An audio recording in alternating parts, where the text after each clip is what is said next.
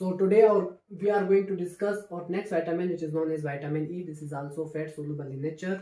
और हम देखेंगे इसके सोर्सेज क्या है, इसकी डिफिशियंसी, इसके बायोकेमिकल फंक्शंस और डेली बेसिस पे हम कितने दे सकते हैं अपने पेशेंट को, और इसकी टॉक्सिसिटी होगी तो क्या होगा, वन बाय वन हम डिस्कस करेंगे. So first of all I am going to discuss about vitamin E. Vitamin E को कहते हैं एंटी स्टेरिलिटी वाइटामिन भी इसको कहते हैं, और इसी को एंटीऑक्सीडेंट वाइटामिन भी कहते हैं. इसी विटामिन ई को in search of disease vitamin भी कहते हैं, बिकॉज इससे रिलेटेड डिजीजेस बहुत कम है, बहुत रेयर डिजीज होती है इसे. और उसके अलावा इसी को टोकोफेरोल भी कहते हैं. आगे हम डिस्कस करते हैं. So we can write here this vitamin is also known as anti sterility sterility vitamin, और इसी को हम एंटीऑक्सीडेंट विटामिन भी कहते हैं. इसी को टोकोफेरोल भी कहते हैं, और इसी को हम कहते हैं in search of disease.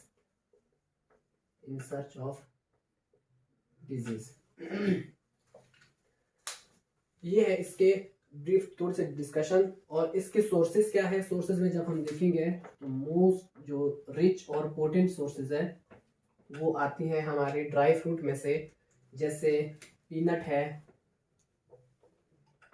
Peanut हो गया है, और साथ में आलमंड वगैरह, उसी के साथ साथ वेज ऑयल, इसमें से जो व्हीट जम्स ऑयल है वो जम्स ऑयल, और साथ में सोयाबीन ऑयल, ये इसके रिच सोर्सेज में आते हैं. और इस विटामिन ई के दो फॉर्म होते हैं, टोकोफेरोल और tocotrienol. Talking about the sources of vitamin E, now we will discuss about the types of vitamin E. Usually इसकी दो टाइप्स आती है, और उसमें आती है हमारे टोकोफेरोल और टोकोट्राइनोल. टोकोफेरोल का जो मोस्ट एक्टिव फॉर्म होती है उसमें आती है alpha tocopherol.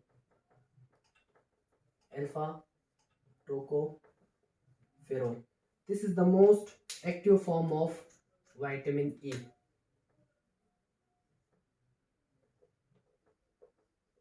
Most active form, जैसे हमने डिस्कस करा कि ये एंटीऑक्सीडेंट इन नेचर है, और इसी को एंटीऑक्सीडेंट भी कहते हैं इस विटामिन ई को. इस अल्फा टोकोफेरोल के अंदर एक चेन होती है जिसको हम कहते हैं 6 hydroxy chromane ring with आइसोप्रोटीनोल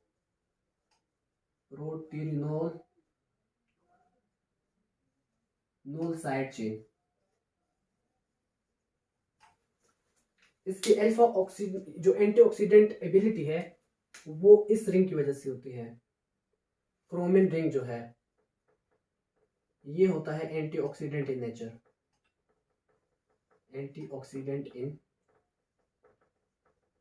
nature. और जितने भी एंटीऑक्सीडेंट है, जैसे विटामिन ए है और विटामिन सी है, उसके साथ साथ जो हमारा विटामिन ई है, इसमें से ये बिलीव करते हैं कि vitamin E is the most potent antioxidant in all of them. सबसे ज्यादा जो पोटेंट एंटीऑक्सीडेंट है वो विटामिन ई है, बिकॉज ऑफ अल्फा टोकोफेरोल, और इसी के अंदर 6 हाइड्रोक्सी क्रोमिन रिंग होता है. इस क्रोमिन रिंग की वजह से ये एंटीऑक्सीडेंट जो है आगे इसकी फंक्शन करता है एज अ एंटीऑक्सीडेंट. नेक्स्ट हम देखेंगे अब कि इसके बायोकेमिकल फंक्शंस क्या है. यहाँ तक तो हमें समझ आ गई. Now we will discuss biochemical functions.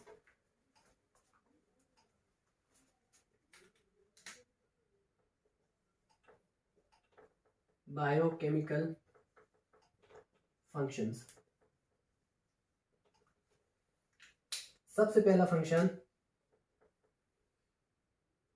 Membrane antioxidant.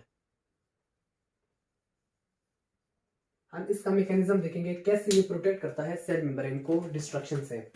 जो हमारे पॉली अनसैचुरेटेड फैटी एसिड्स होते हैं ये उसके डिस्ट्रक्शंस को बचाता है। जो हमारे फ्री रेडिकल्स बनते हैं बॉडी के अंदर उस फ्री रेडिकल्स को ये कैप्चर करता है। कैप्चर करने के बाद वो उसको क्विनिन में कन्वर्ट कर देता है।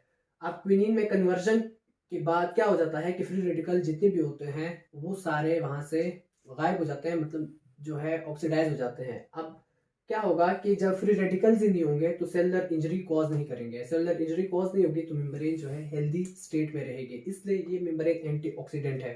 तो अगर यहाँ हम डिस्कस कर ले तो हम कहते हैं कि विटामिन ई जो है ये कैप्चर करता है किसको, capture free radicals, free radicals, और इसी को कन्वर्ट करता है ये क्विनिन में, क्विनिन में कन्वर्ट कर देता है।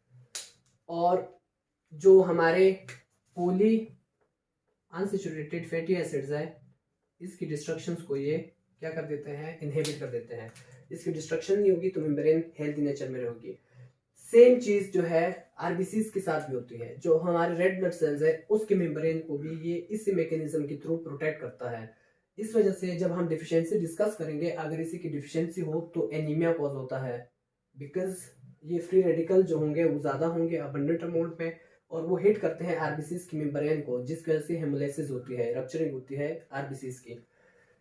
नेक्स्ट जो स्ट्रक्चर है सो यहाँ पे हम लिख सकते हैं इधर ही आरबीसीज कि भी ये क्या करता है, प्रिवेंशन करता है। इसके अलावा इसके और फंक्शन जो है बायोकेमिकल फंक्शन, इसके अलावा स्टेरिलिटी, एंटी स्टेरिलिटी नेचर है ये, तो रिप्रोडक्शन के अंदर भी हेल्प करता है। कैसे अभी हम डिस्कस करेंगे। यहाँ पे नंबर 1 हमने कहा कि membrane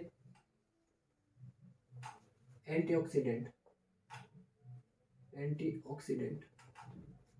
second reproduction,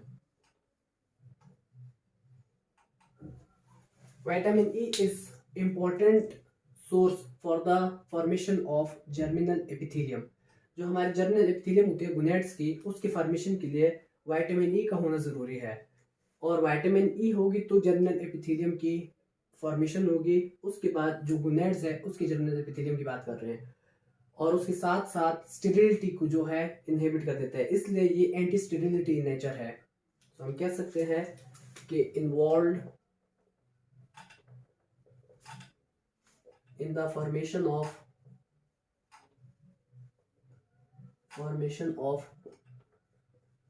germinal epithelium, germinal epithelium